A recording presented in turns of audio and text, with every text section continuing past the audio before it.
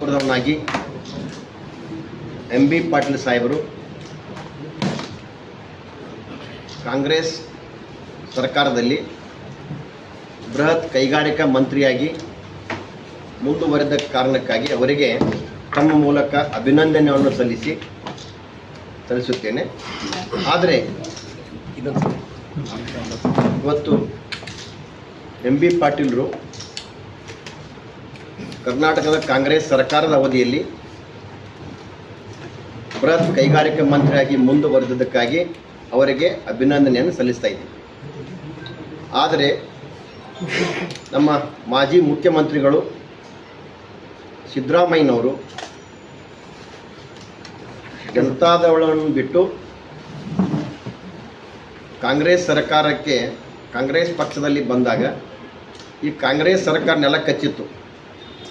ಈ ಸಿದ್ದರಾಮಯ್ಯನವರು ಕಾಂಗ್ರೆಸ್ ಪಕ್ಷಕ್ಕೆ ಬರೋದ್ರಿಂದ ಕಾಂಗ್ರೆಸ್ ಸರ್ಕಾರಕ್ಕೆ ಅಧಿಕಾರ ಸಿಕ್ತು. ಆದರೆ ಇವತ್ತು ಸಿದ್ದರಾಮಯ್ಯನವರಿಗೆ ಸರಿಯಾಗಿ ಆಡಳಿತವನ್ನು ಮಾಡಲಿಕ್ಕೆ ಕಾಂಗ್ರೆಸ್ ಸರ್ಕಾರ ಅನುಕೂಲ ಮಾಡಿಕೊಳ್ಳಿಲ್ಲ. ಸಾಕಷ್ಟು ಹಿಂಸೆಯನ್ನು ಕೊಟ್ಟರು. ಅವರ ಹಿರಿತನಕ್ಕೂ ಕೂಡ ಗೌರವವನ್ನು ಕೊಡದೆ ಅವರನ್ನು ಮುಖ್ಯಮಂತ್ರಿಯಿಂದ ಕೆಳಗಿಳಿಸಿದ್ದ ನೋವು ಕೂಡ ಇವತ್ತು ವ್ಯಕ್ತಪಡಿಸ್ತೀವಿ. ಇವತ್ತು ಮಾನ್ಯ ಸಿದ್ದರಾಮಯ್ಯನವರು ಅಹಿಂದ ಸಂಘಟನೆ ಮೂಲಕ ಕಾಂಗ್ರೆಸ್ ಸರ್ಕಾರಕ್ಕೆ ಶಕ್ತಿಯನ್ನು ತುಂಬಿದರು. ಆದರೆ ಬರೀ ಸಿದ್ದರಾಮಯ್ಯನಿಗೆ ಅಷ್ಟೇ ಅಲ್ಲ, ಇಡೀ ರಾಜ್ಯದ ಅಹಿಂದ ವರ್ಗ ಕೂಡ ಇವತ್ತು ಕಾಂಗ್ರೆಸ್ ಸರ್ಕಾರ ಅನ್ಯಾಯ ಮಾಡಿದೆ ಅಂತ ಹೇಳಿದ್ರು ತಪ್ಪಾಗಲಿಕ್ಕಿಲ್ಲ. ಇವತ್ತು ನಾನು ಪತ್ರಿಕಾಗೋಷ್ಠಿಯನ್ನು ಕರೆದ ಮುಖ್ಯ ಉದ್ದೇಶ ಎಂ ಬಿ ಪಾಟೀಲ್ ಸಾಹೇಬರು ನಮ್ಮ ದೇಶದ ಹೆಮ್ಮೆಯ ಪ್ರಧಾನಮಂತ್ರಿ ನರೇಂದ್ರ ಮೋದಿಯವರ ಆಡಳಿತದಲ್ಲಿ ಬೆಲೆ ಏರಿಕೆ ಬಗ್ಗೆ ಪತ್ರಿಕಾಗೋಷ್ಠಿಯಲ್ಲಿ ಹೇಳ್ಕೊಂಡಿದ್ದಾರೆ. ಆದರೆ ನಾನು ಎಂ ಬಿ ಪಾಟೀಲ್ ಸಾಹೇಬರಿಗೆ ಹೇಳ್ತಾ ಇದ್ದೀನಿ, ಇವತ್ತು ಕಾಂಗ್ರೆಸ್ ಸರ್ಕಾರಕ್ಕೂ ಇವತ್ತು ಕಾಂಗ್ರೆಸ್ ಸರ್ಕಾರದ ರಾಜ್ಯದ ಯಾವ ನಾಯಕನಿಗೂ ಮೋದಿಯವರ ಬೆಲೆ ಏರಿಕೆ ಬಗ್ಗೆ ಮಾತನಾಡಲಿಕ್ಕೆ ನೈತಿಕ ಹಕ್ಕನ್ನು ಕಳ್ಕೊಂಡಿದೆ. ಯಾಕಂದ್ರೆ ನಿಮ್ಮ ಈ 3 ವರ್ಷದ ರಾಜ್ಯ ಸರ್ಕಾರದ ಒಂದು ಸಾಧನೆ ಏನಂತ ಕೇಳಿದ್ರೆ, ನಿಮ್ಮ ಸಾಧನೆ 3 ವರ್ಷದಲ್ಲಿ ಬೆಲೆ ಏರಿಕೆ ಮಾತ್ರ ಅದ. ಇಂಥವರು ನೀವು ಬೆಲೆ ಏರಿಕೆ ಬಗ್ಗೆ ಮಾತನಾಡಲಿಕ್ಕೆ ನೈತಿಕ ಹಕ್ಕಿಲ್ಲ.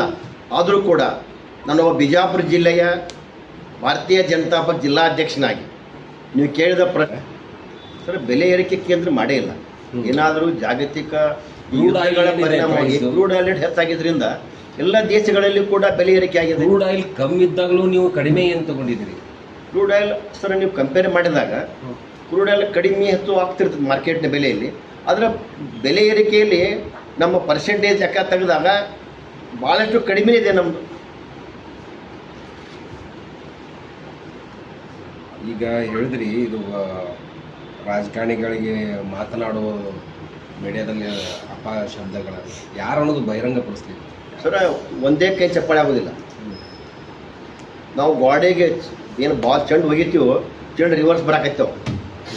ಎರಡೂ ಕಡೆ ಎಲ್ಲ ಕಡೆಯೂ ನಡೆದಾವೆ, ಎಲ್ಲ ಕಡೆಯೂ ಬಂದಾಗಬೇಕು. ಅದು ಒಂದೇ ಕಡೆನ ಹೇಳಕ್ಕೆ ಚಪ್ಪ ಎಲ್ಲ ಕಡೆಯೂ ಅದು ಬಂದ್ ಆಗಬೇಕು ಮಾರ್ಗ. ತಮ್ಮ ಪತ್ರಿಕಾ ಮಾಧ್ಯಮದವ್ರಿಗೆ ಮನವಿ ಮಾಡ್ತಾನೆ, ಪತ್ರಿಕಾಗೋಷ್ಠಿ ಯಾವ ರೀತಿ ಇಂಡಿವಿಜುವಲ್ ಹೋದಾಗ ನೀವು ಕಟ್ ಮಾಡಿರಿ, ಅವ್ರಿಗೆ ವಾರ್ನಿಂಗ್ ಮಾಡಿರಿ. ನಿಮ್ಮ ಆ ವಿಷಯಗಳು ಹೊರಗೆ ಬರಲಾರ್ದಂಗೆ ಮುಂದೆ ಪತ್ರಿಕಾಗೋಷ್ಠಿನ ಈ ಕೆಟ್ಟ ಮಾತನ್ನು ಮಾತನಾಡಲಾರ್ದಂಥ ಭಾವನೆಗಳು ಅವರಿಗೂ ಕೂಡ ಬರಬೇಕಾಗಿದೆ. ಪ್ರೊಫೆಷ್ನಲ್ ಆಗಿದ್ದವರು ಯಾರೂ ಅದನ್ನು ಹಾಕಿಲ್ಲ. ಬಟ್ ಏನಂತಂದರೆ ಮಾತಿನ ಬರೋದಲ್ಲಿ ನೀವು ಏನಾದರೂ ಹೇಳಿಬಿಟ್ರೆ ನಾವು ಅದು ಕೆಲವೊಂದು ಸಂದರ್ಭದಲ್ಲಿ ಲೈವ್ ಇರ್ತದೆ, ಏನು ಮಾಡೋಕ್ಕಾಗೋದಿಲ್ಲ. ಅದೇ ಪ್ರಜ್ಞಾವಂತಿಕೆ ಬೆಳೆಸ್ಕೋಬೇಕಲ್ಲ. ಇವತ್ತು 30 ಲಕ್ಷ ಎಕರೆ ಆಗಿದೆ. ಆದರೆ ನಾನು ಒಂದು ಕ್ಲಿಯರ್ ಮಾಡ್ತೀನಿ ಎಂ ಬಿ ಪಾಟೀಲ್ರಿಗೆ, ಯಾವಾಗ ಕಾಂಗ್ರೆಸ್ ಸರ್ಕಾರದ ಅವಾಗಿನ ಬೆಲೆ ಏರಿಕೆಗೆ ಕಂಪೇರ್ ಮಾಡಿದ್ರೆ ಭಾರತೀಯ ಜನತಾ ಪಕ್ಷದ ಬೆಲೆ ಏರಿಕೆ ಭಾಳಷ್ಟು ಕಡಿಮೆ. ಉದಾಹರಣೆಯಾಗಿ ಇವತ್ತು ನೀವು 2014 ಇಸ್ವಿ ತೊಗೊಳ್ಳೋದು ಬದಲಾಗಿ ನೀವು 2010 ವರ್ಷ ಹಿಂದೆ ಹೋಗ್ರಿ, 2004 ಇಸ್ವಿಗೆ ಹೋಗ್ರಿ. ಅವಾಗ UPA ಸರ್ಕಾರ ಇತ್ತಲ್ಲ, ಅವಾಗ ಏನಿತ್ತು ಪೆಟ್ರೋಲ್ ಬೆಲೆ ಡೀಸೆಲ್ ಬೆಲೆ ಅಂತಕ್ಕಂಥದ್ದು. ಅವತ್ತು 2000 ಪೆಟ್ರೋಲ್ ಬೆಲೆ 33 ರೂಪಾಯಿ ಇತ್ತು. 10 ವರ್ಷದ ನಂತರ UPA ಸರ್ಕಾರದಲ್ಲಿನ ಅದು 65 ರೂಪಾಯಿ ಪೆಟ್ರೋಲ್ ಬೆಲೆ ಆಯಿತು. ಅಂದರೆ ಸುಮಾರು 111% ರೇಟ್ ಏರಿಕೆ ಆಯ್ತು 10 ವರ್ಷನ್ಯಾಗ. ಅದು ನರೇಂದ್ರ ಮೋದಿ ಅವ್ರ ಆಡಳಿತದಲ್ಲಿ 2014ರಿಂದ ಸುಮಾರು 2026 ನೀವು ಕಂಪೇರ್ ಮಾಡಿದರೆ ಪೆಟ್ರೋಲ್ ಬೆಲೆ ಏರಿಕೆ ಆಗಿದ್ದು ಓನ್ಲಿ 45% ರೇಟ್ ಮಾತ್ರ ಹೆಚ್ಚಾಗಿದೆ. ಅಂದರೆ ಇದ್ರ ಬಗ್ಗೆ ನೀವು ತಾವು ವಿಚಾರಕ್ಕೆ ಉತ್ತರ ಕೊಡ್ರಿ. ಡೀಸೆಲ್ ಬೆಲೆ ಹೇಳ್ತೀರಿ, ಮನಮೋಹನ್ ಸಿಂಗ್ ಅವ್ರ ಆಡಳಿತದಲ್ಲಿ 2014ರಲ್ಲಿ 55 ರೂಪಾಯಿ ಇತ್ತು ಹೇಳ್ತೀರಿ. 10 ವರ್ಷದಿಂದ ಹೋಗ್ರಿ, 2004ನೇ ಇಸಿಗೆ ಹೋಗ್ರಿ, ಅವತ್ತಿನ ಬೆಲೆ ಏನಿತ್ತು? ಅವತ್ತು ಡೀಸೆಲ್ ಬೆಲೆ ಬರೀ 22 ರೂಪಾಯಿ ಇತ್ತು. 22 ರೂಪಾಯಿಂದ 55 ರೂಪಾಯಿ ಇರೋದು ನಿಮ್ಮ ಸರ್ಕಾರದಲ್ಲಿನ ಅದು ಸುಮಾರು 150% ರೇಟ್ ಹೆಚ್ಚಾಗಿತ್ತು ಅವತ್ತಿಗೆ 10 ವರ್ಷನಾಗ. ಆದರೆ ಇವತ್ತಿನ ನರೇಂದ್ರ ಮೋದಿಯವರ ರೇಟ್ ಬದಲಾವಣೆ ನೋಡಿದ್ರೆ ಸುಮಾರು 82% ಮಾತ್ರ ಹೆಚ್ಚಾಗೈತಿ. ಇದು ಯಾಕೆ ಹೆಚ್ಚಾಗೈತಿ ಅಂದ್ರೆ ಈ ಜಾಗತಿಕ ಬಿಕ್ಕಟ್ಟಿನಲ್ಲೂ ಕೂಡ ಕೇಂದ್ರ ಸರ್ಕಾರ ಭಾರತೀಯರಿಗೆ ಬೆಲೆ ಏರಿಕೆ ತೊಂದರೆ ಆಗಬಾರ್ದು ಅಂತ ಹೇಳಿ ಕೆಸಿಂದ ನರೇಂದ್ರ ಮೋದಿಯವರು ಎಕ್ಸ್ಟ್ರಾ ಡ್ಯೂಟಿ ಕಡಿಮೆ ಮಾಡಿದ್ದಾರೆ. ಇವತ್ತು ಪೆಟ್ರೋಲ್ ಮೇಲೆ 13 ರೂಪಾಯಿ ಎಕ್ಸ್ಟ್ರಾ ಡ್ಯೂಟಿ ತೊಗೋತಿದ್ದು ಕೇಂದ್ರ ಸರ್ಕಾರ. ಇವತ್ತು ಈ ಭಾರತೀಯರಿಗೆ ಜನಸಾಮಾನ್ಯರಿಗೆ ಹೊರೆ ಆಗಬಾರ್ದು ದೇಶದಿಂದ 13 ರೂಪಾಯಿ ತೆಗೆದುಕೊಳ್ತಕ್ಕಂಥ ಎಕ್ಸೈಸ್ ಡ್ಯೂಟಿಯನ್ನು 10 ರೂಪಾಯಿ ಕಡಿಮೆ ಮಾಡಿ ಬರೀ 3 ರೂಪಾಯಿ ತೆಗೆದುಕೊಳ್ತಾ ಇದ್ದಾರೆ. ಡೀಸೆಲ್ ಮೇಲೆ 10 ರೂಪಾಯಿ ಎಕ್ಸೈಸ್ ಡ್ಯೂಟಿ ಇತ್ತು, ಅದನ್ನು ಕಂಪ್ಲೀಟ್ ಬಿಟ್ಬಿಟ್ಟ. ಅಂದರೆ ಇದು ಜನರಿಗೆ ಪರವಾದ ಸರ್ಕಾರ ಇರೋದ್ರಿಂದ. ಆದರೆ ನಾನು ಇವತ್ತು MB ಪಾಟೀಲರಿಗೆ ಕೇಳ್ತಾ ಇದ್ದೀನಿ, ಒಬ್ಬ ಕಾಂಗ್ರೆಸ್ ಸರ್ಕಾರದ ಪ್ರಭಾವಿ ನಾಯಕರಿರ್ತಾವು. ಇವತ್ತು ಪೆಟ್ರೋಲ್ ಡೀಸೆಲ್ ಏರಿಕೆ ಮಾಡಿದವರು ಕೇಂದ್ರ ಸರ್ಕಾರ ಅಲ್ಲ, ಇದು ಇಂಟರ್ನ್ಯಾಷನಲ್ ಮಾರ್ಕೆಟ್ನಲ್ಲಿ ಬೆಲೆ ಹೆಚ್ಚಾಗಿದೆ, ಟ್ಯಾಕ್ಸ್ನಲ್ಲಿ ಕಡಿಮೆ ಮಾಡಿದಾರೆ ಅವರು. ಆದರೆ ನೀವೇನು ಮಾಡ್ತಾ ಇದ್ದೀರಿ? ಸುಮಾರು ನಿಮ್ಮ ಆಡಳಿತದಲ್ಲಿ 2 ಸಲ ಪೆಟ್ರೋಲ್ ಮತ್ತು ಡೀಸೆಲ್ ಬೆಲೆಯನ್ನು ಏರಿಸಿದಿರಿ. ಇವತ್ತು ಸುಮಾರು ರಾಜ್ಯ ಸರ್ಕಾರ ಪೆಟ್ರೋಲ್ ಮೇಲೆ 29.84 ಟ್ಯಾಕ್ಸ್ ವ್ಯಾಟ್ ತೊಗೋತೀರಿ ನೀವು. ಡೀಸೆಲ್ ಮೇಲೆ 21.17 ರೂಪಾಯಿ ಟ್ಯಾಕ್ಸ್ ತೊಗೋತೀರಿ. ಅಂದಾಜು ಸುಮ್ಮನೆ ರಫ್ ಲೆಕ್ಕ ಮಾಡಿದಾಗ ಸುಮಾರು 1 ಲೀಟ್ರ್ ಪೆಟ್ರೋಲ್ ಜನಸಾಮಾನ್ಯ ಖರೀದಿ ಮಾಡಿದಂದ್ರೆ 33 ರೂಪಾಯಿ ಇವತ್ತು ರಾಜ್ಯ ಸರ್ಕಾರ ಹೋಗ್ತೈತಿ. 1 ಲೀಟ್ರ್ ಡೀಸೆಲ್ ಒಬ್ಬ ಜನಸಾಮಾನ್ಯ ಖರೀದಿ ಮಾಡಿದಂದ್ರೆ 21 ರೂಪಾಯಿ ರಾಜ್ಯ ಸರ್ಕಾರ ಹೋಗ್ತೈತಿ. ನೀವು ದೊಡ್ಡ ಮನಸ್ಸು ಮಾಡಿರಿ. ಈಗ ಜಾಗತಿಕ ಮಟ್ಟದಲ್ಲಿ ಕಚ್ಚಾ ತೈಲಗಳ ಬೆಲೆ ಏರಿಕೆ ಇರ್ಬೋದು, ಇಂಟರ್ನ್ಯಾಷನಲ್ ಮಾರ್ಕೆಟ್ ಬೆಲೆ ಏರಿದ್ರಿಂದ ನೀವು ಎಲ್ಲಿವರೆಗೆ ಅದು ಸಮ ಆಗೋವರೆಗೆ ನೀವು ಟ್ಯಾಕ್ಸ್ ಬಿಟ್ಬಿಡ್ರಿ.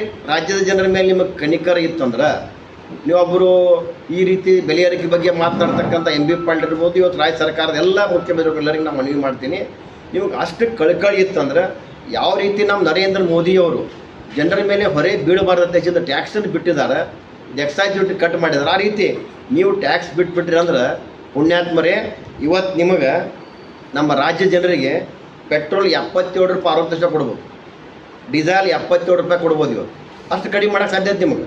ಆ ಕೆಲಸ ಯಾಕೆ ಮಾಡಬಾರ್ದು? ಇವತ್ತು ಗೃಹ ಉಪಯೋಗಿ ಗ್ಯಾಸ್ ಬಗ್ಗೆ ತಾವು ಮಾತನಾಡ್ತೀವಿ. ಇದು ಗ್ಯಾಸ್ ನಮ್ಮ ಇಂಡಿಯಾದಲ್ಲಿ ಸಿಗ್ತಕ್ಕಂಥಲ್ಲ, ಇದನ್ನು ಇಂಪೋರ್ಟ್ ಮಾಡ್ಕೋಬೇಕಾಕೆ. ಇದು ಜಾಗತಿಕ ಯುದ್ಧ ಮಟ್ಟದಲ್ಲಿ ಇವತ್ತು ಉಕ್ರೇನ್ ಇಸ್ರೇಲ್ ರಷ್ಯಾ ಇದ್ದಿರ್ಬೋದು, ಇವತ್ತು ಇರಾನ್ ಮತ್ತು ಇಸ್ರೇಲ್ ಯುದ್ಧ ಇರುವಂಥ ಸಂದರ್ಭದಲ್ಲಿ ಇವತ್ತು ಸಾಕಷ್ಟು ಜಲಸಂಧಿಗಳ ಮಾರ್ಗಗಳೇ ಬಂದಾದ ಸಂದರ್ಭದೊಳಗೆ ಇವತ್ತು ನರೇಂದ್ರ ಮೋದಿಯವರು ಭಾಳಷ್ಟು ಪ್ರಯತ್ನ ಮಾಡಿ ಇವತ್ತು ಭಾರತೀಯರಿಗೆ ತೊಂದರೆ ಆಗದ ರೀತಿ ಸಾಕಷ್ಟು ಪ್ರಯತ್ನ ಮಾಡ್ತಾ ಇದ್ದಾರೆ. ನೀವು ಯುವಕರ ಬಗ್ಗೆ ಮಾತನಾಡ್ತೀವಿ. ಇವತ್ತು ಕೇಂದ್ರ ಸರ್ಕಾರ ಸ್ಟಾರ್ಟಪ್ ಇರ್ಬೋದು, ಮುದ್ರಾ ಯೋಜನೆ ಮೂಲಕ 100 ಕೋಟಿ ಹಣವನ್ನು ಸಾಲವನ್ನು ಕೊಡುವ ಮೂಲಕ ಇವತ್ತು ಯುವಕರಿಗೆ ಉದ್ಯೋಗದಾತರನ್ನ ಮಾಡಿದ್ದಾರೆ. ಇವತ್ತು ರಾಜ್ಯ ಸರ್ಕಾರ ಇವತ್ತು 3 ಲಕ್ಷ ಹುದ್ದೆಗಳ ಖಾಲಿ ಇದ್ದರು, ಇವತ್ತು ಆರ್ಥಿಕ ಇಲಾಖೆ ಅದನ್ನು ತುಂಬುತ್ತಾ ಇಲ್ಲ.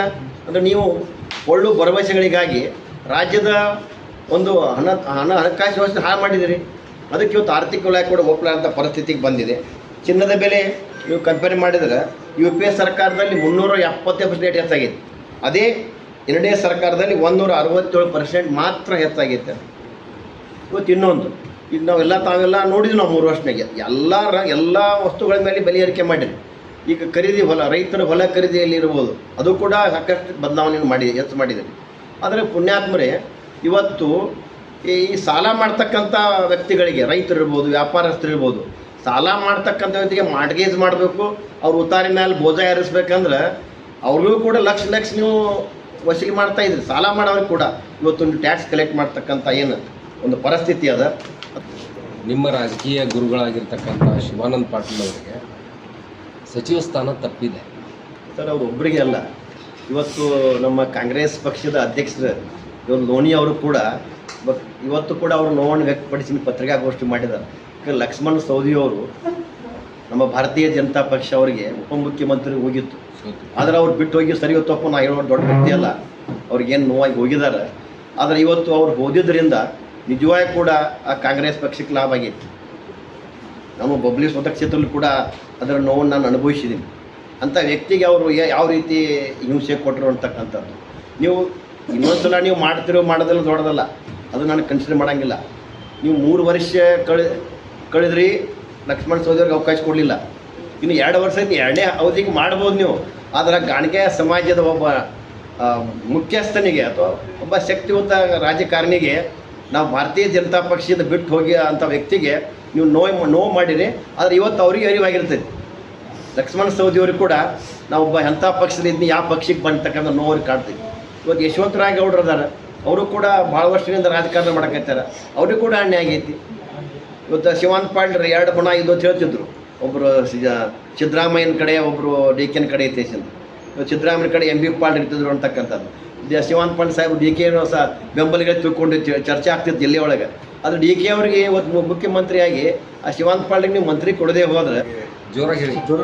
ಎಲ್ಲ ಮಾಧ್ಯಮ ಮಿತ್ರರಿಗೆ ನಮಸ್ಕರಿಸುತ್ತಾ, ನಮ್ಮ ಜಿಲ್ಲೆಯ ಅಧ್ಯಕ್ಷರಿಗೆ ನಮಸ್ಕರಿಸುತ್ತಾ ಮತ್ತು ನಮ್ಮ ವಕೀಲರಿಗೆ ನಮಸ್ಕರಿಸುತ್ತಾ, ಇವತ್ತಿನ ಈ ಪತ್ರಿಕಾಗೋಷ್ಠಿಯಲ್ಲಿ ನನಗೆ ಗುರುತಿಸಿ ಅಲ್ಪಸಂಖ್ಯಾತರ ಒಬ್ಬ ನನ್ನನ್ನು ಗುರುತಿಸಿ ನನ್ನ ಜಿಲ್ಲೆಯ ಎಲ್ಲ ನಾಯಕರು ಹಾಗೂ ರಾಜ್ಯದ ಎಲ್ಲ ನಾಯಕರು ನನ್ನನ್ನು ಗುರುತಿಸಿ ನನ್ನ ಜಿಲ್ಲೆಯ ಅಲ್ಪಸಂಖ್ಯಾತರ ಅಧ್ಯಕ್ಷರನ್ನಾಗಿ ಮಾಡಿದ್ದಕ್ಕಾಗಿ ನಾನು ಎಲ್ಲರಿಗೆ ತುಂಬ ಹೃದಯದಿಂದ ಅವರಿಗೆ ಧನ್ಯವಾದ ಸಲ್ಲಿಸುತ್ತೇನೆ. ಮುಂದಿನ ದಿನಗಳಲ್ಲಿ ನಾನು ಈ ನನ್ನ ಕೊಟ್ಟಂಥ ಜವಾಬ್ದಾರಿ